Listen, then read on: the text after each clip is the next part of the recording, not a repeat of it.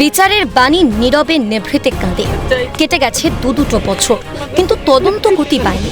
বোনের খুনের শাস্তি চেয়ে এবার সাইকেল করে দুর্গাপুর থেকে রাজ্যপালের কাছে যাচ্ছেন প্রসেনজিৎ স্বর্ণকার।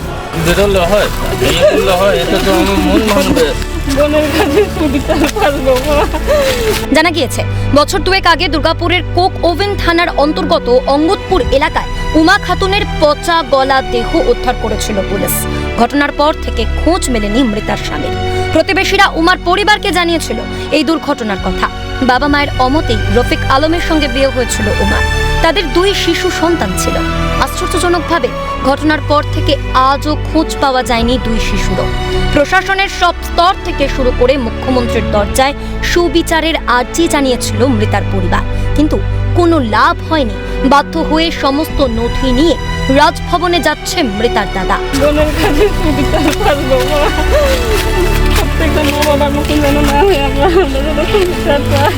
বাধ্য হয়ে যখন কোনো জায়গায় কোনো কিছু হলো না, তখন তারা কিন্তু সেই প্রসেনজিৎ স্বর্ণকার সে কিন্তু সাইকেলে চেপে আজকে রাজভবনের উদ্দেশ্যে রওনা দিচ্ছে। গোটা পরিবার আজকে আতঙ্কে রয়েছে যে আজও তাদের ছেলে পৌঁছতে পারবে কিনা রাজভবনে, কারণ পুলিশের অভিযোগ যে পুলিশ যে কোনো সময় তাদের গাড়ি তার সেই সাইকেল আটকাতে পারে। এসডিএম কে, কলকাতা হাইকোর্টকে আর সিএম কে, মুখ্যমন্ত্রীকে জানিয়েছে, হ্যাঁ কাজ হয়নি। 2 বার করে চিঠি করা হয়েছে। আজকে এখন কোথায় যাচ্ছ? এখন রাজভবন যাচ্ছে, রাজ্যপালের সাথে বিচার চাইতে। আমার দাবি একমাত্র আমার সুবিচার চাই, মেয়ে মারা হওয়ার পরে সুবিচার চাই। আর নাতনি আমার ছোট আছে, নাতিকে আমাকে ঘরে পৌঁছায়। তো মেয়েকে মনে পড়ে পরিবারের অভিযোগ, উমার প্রতিবেশী ছোটেলাল ও তার স্ত্রী সব জানে মৃতার স্বামী কোথায়, কিন্তু মুখ খুলছেন না। এদিকে বুক ফুলিয়ে ঘুরে বেড়াচ্ছে ছোটেলাল, তবুও পুলিশ কোনো ব্যবস্থা নিচ্ছে না। মায়ের চোখের জলও শুকিয়েছে সুবিচারের আশায় থাকতে থাকতে। মেয়ে মারা গেছে, এবার ছেলের ওপর কোনো আঁচ আসবে না তো? এই আতঙ্কে রাতের ঘুম উড়েছে গোটা পরিবারের।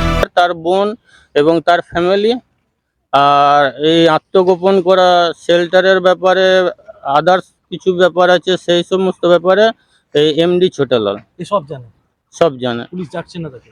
পুলিশ ওই ডাকছে, পুছতাছ করছে, যখন প্রেসার দেওয়া হচ্ছে, বারবার ঘ্যান করা হচ্ছে, তখন ডাকছে, পুছতাছ করে ছেড়ে দিচ্ছে।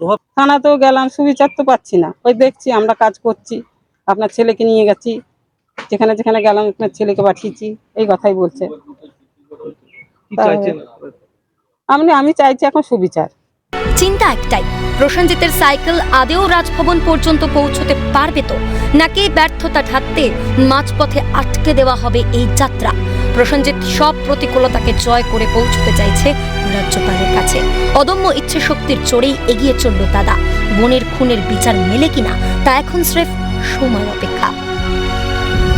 আজকে কিন্তু সুবিচারের আশায় সে কিন্তু রওনা দিল দুর্গাপুর থেকে রাজভবন পর্যন্ত। দুর্গাপুর থেকে রাজেশ সেনগুপ্ত, ক্যালকাটা নিউজ।